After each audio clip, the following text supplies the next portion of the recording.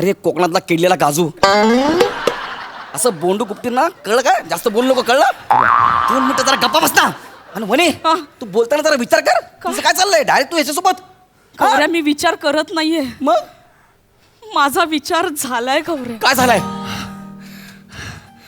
नाव काय तुमचं? माझं हो.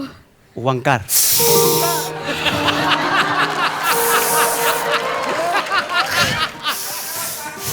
शाराला.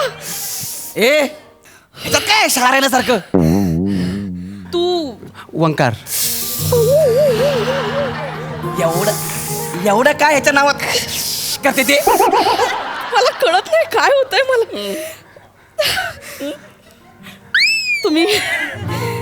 तुम्ही काय करता? टोल नाक्यावर बोरं विकतो.